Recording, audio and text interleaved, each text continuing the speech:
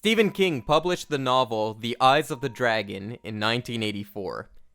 Many fans were upset at the fact that King strayed away from the horror too much and tried his hand at fantasy. This led King down a path of further alcoholism and was the inspiration for his novel Misery. The film adaptation was released in 1990 and directed by Rob Reiner, who previously directed another Stephen King movie, Stand By Me. The film follows a writer who is saved from a car crash only to realize that his caretaker is crazy.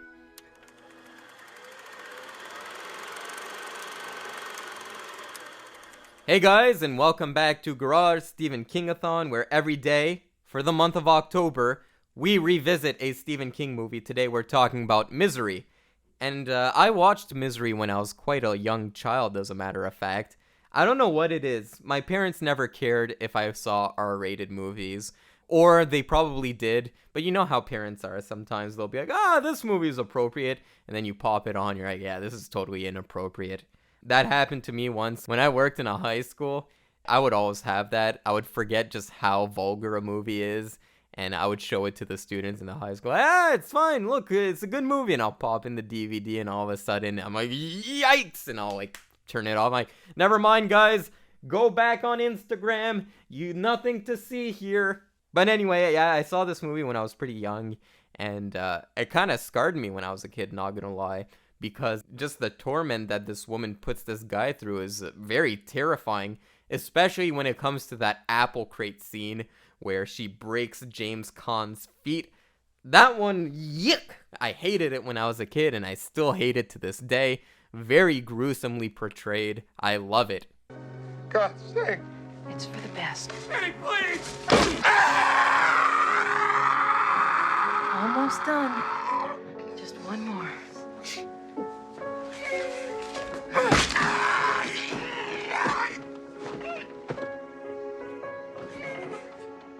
God, I love you.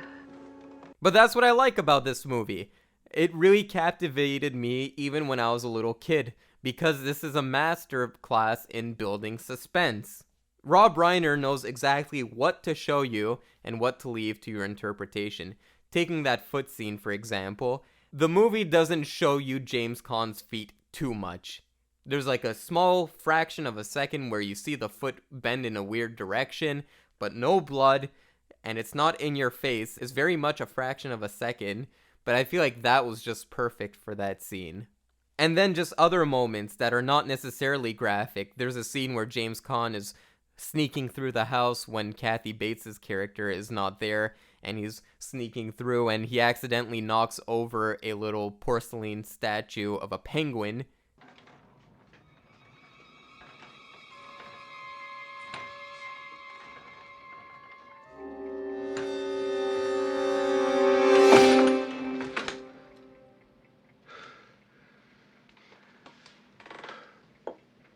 And then he catches it immediately. That scene had me on the edge of my seat as well. And there's so many scenes like that where you're just like, oh shit. It's a very simple premise. It's just this guy in this room. Caretaker is crazy. He's got to get out. And these characters are very smart. That's the thing too. These characters are super smart. I was like, holy shit. A modern horror filmmaker needs to watch this movie, because every move James Caan does in this movie is a very smart move. From taking a bobby pin and using it as a key, to keeping the drugs that Kathy Bates gives him, and he takes the drugs and plans to give her an overdose, hiding a knife in his bandages, stuff like that. Every move these characters do is very smart. In any other movie, this character would be like, get away from me, you fucking bitch! But this guy knows, look, this girl is crazy. I'm gonna have to pretend to actually love her. And every move, whether it's physical or psychological, is very smartly done. I must say, if I was in this situation, if I were in Paul Sheldon's shoes, I would have done every move the same way. The performances is what everyone remembers from this movie. I think Kathy Bates won an Oscar for this performance. And she's truly mesmerizing in this movie as this crazy psycho. And she ultimately bites the dust in the most gruesome way possible. And when that happens, you're just like, yes! Yes! James Caan jumps on top of her, takes a handful of burnt pages from a book and shoves it in her mouth, and you're just like, oh, yes! Woo! Hey, you want it? You want it? Eat it! Eat it to yourself, you sick, twisted fuck!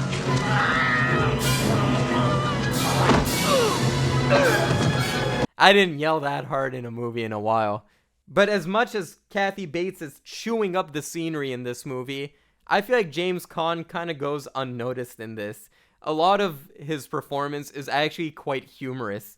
This crazy psycho is just tormenting him, and he has to play it cool. And you know it hurts every bone in his body to pretend to like this girl. There's this scene where Kathy Bates blows him a kiss, and he just catches it like...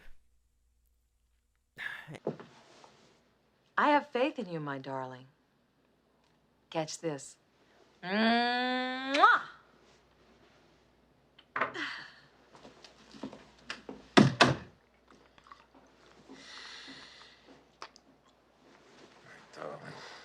And his whole face in this movie is just like... It's so perfect until after a while, he just gets so upset with her. I think this is the scene right after he gets his feet broken. But there's a scene where Kathy Bates throws a joke at him, and he just looks at her, and he's all tired of the shtick and just does. Come on. Hi, Pumpkin. Such a kidder. Come on, Misery. There's actually some scenes of really good comedy in this, but that's what makes this movie effective as well. There's scenes of good comedy, and then when the horror strikes, you're just put off guard. You're like, holy shit, that just happened. And the great Richard Farnsworth, rest in peace. I love that actor. He's in this movie as well as the sheriff of this town who's trying to figure out where is this prolific writer hiding. I liked the message of this movie. Like I said in the intro, this was basically King criticizing his own fans. And I feel like, good thing King wasn't around for the internet era, or, well, he's still writing, but I mean, at least most of his work was done pre-internet, because internet just made this movie so much more relevant to me. I was thinking of poor George Lucas in this movie, how he must feel around Star Wars fans.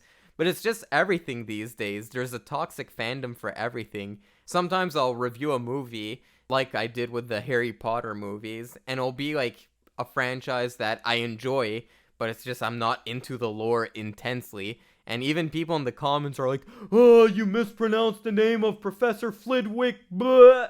And you're just like, okay, sorry. Toxic fandom has become quite a thing throughout the years, and I feel like this movie has new added meaning because of toxic fandom.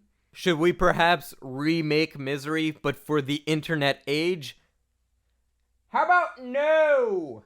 But yeah, also other struggles that King was going through at the time. This isn't as prominent nowadays, but the movie talks about censorship and how authors at the time felt like they couldn't use cuss words. It kind of goes in cycles, I guess.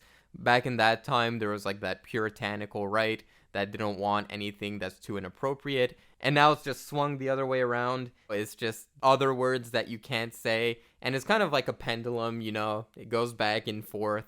And one day I feel like we'll be in the middle again. And then we'll go to the other side completely. But yeah, there's a scene where Kathy Bates in here is saying, you use too many cuss words. Fuck this, fuck that. That's something that a lot of artists were struggling with at the time of this novel's publication. So yeah, overall, amazing performances by the cast. Very simple, self-contained, but effective narrative. Very good themes that are relevant to even 2021. That's what I mean when I talk about how you can make a movie relevant without making it too topical. I always go back to my Borat 2 review because that's the perfect illustration of that. Borat 2 is already outdated, whereas this has a very important message about how we treat artists, and it's still relevant, if not more relevant, to 2021. And I feel like this movie is really good at portraying that message. So, yeah, overall, solid message, great performances, great narrative, great tension building. This is my aunt's favorite movie, by the way. My aunt, her 3 favorite movies, she keeps saying these are her 3 favorite movies. This movie, Aliens, not Alien, Aliens, and Thelma and Louise. Those are her, like, 3 favorite movies. I agree with Thelma and Louise in this one. I'm actually not quite a fan of Aliens. Come at me, haters. Aliens doesn't do it for me. But anyway, yeah, I love this movie. Guys, if you've never seen Misery, which I'm sure you guys have seen Misery, but if you've never seen Misery, go watch it immediately. It's a great horror classic. And guys, stay tuned. More Stephen King horror movies coming your way. God, I love you.